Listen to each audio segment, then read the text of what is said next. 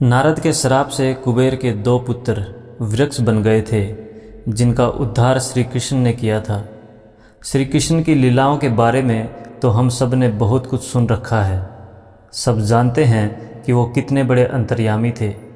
आज की कहानी में हम आपको बताएंगे कि किस तरह से उन्होंने कुबेर के दो पुत्रों को नारद के श्राप से मुक्त कराया।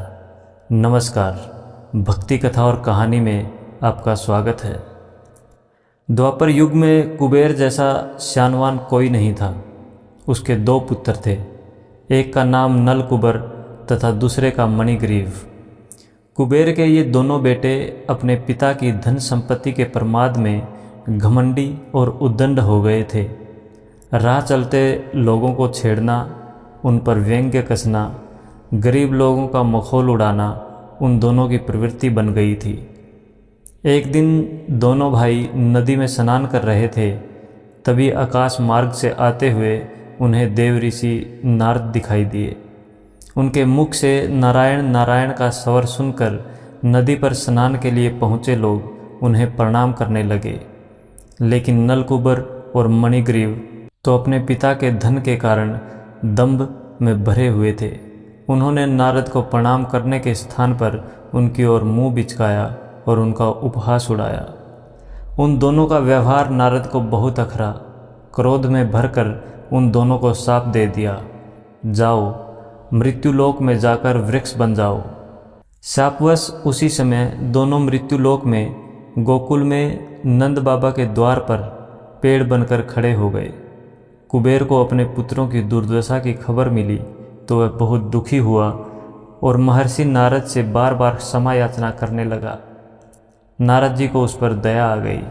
उन्होंने अपने शाप का परिमार्जन करते हुए कहा, अभी तो कुछ हो नहीं सकता, किंतु जब द्वापर में भगवान विष्णु कृष्ण के रूप में वहाँ अवतरित होंगे और दोनों वृक्षों का स्पर्श करेंगे, तब उन्हें मुक्ति मिल जाएगी।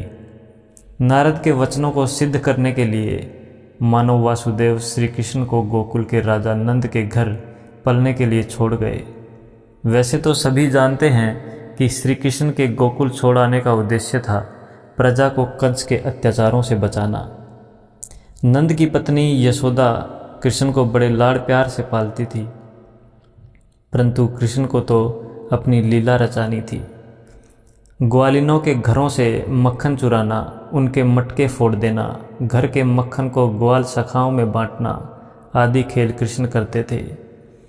एक दिन सुबह सुबह माता यशोदा दही मथ रही थी और नंद बाबा गौशाला में बैठकर गायों का दूध दुहा रहे थे। तभी कृष्ण जाग गए और माता यशोदा से दुग्ध पान की जिद करने लगे, किंतु काम में व्यस्त होने के कारण यशोदा को थोड़ा सा विलंब हो गया। बस फिर क्या था, कृष्ण रूठ गए और गुस्से में मथनी ही तोड़ डाली। यशोदा को भी क्रोध आ गया। उन्होंने एक रस्सी से कृष्ण को बांध दिया और रस्सी एक उखल से बांध दी। कृष्ण ठहरे अंतर्यामी, इन्हें अपने दरवाजे के दो शापित वृक्षों की याद आ गई। नारद द्वारा शापित कुबेर के पुत्र काफ़ी समय तक अपनी अशिष्टा की सजा पा रहे थे, अब उन्हें मुक्त करना था।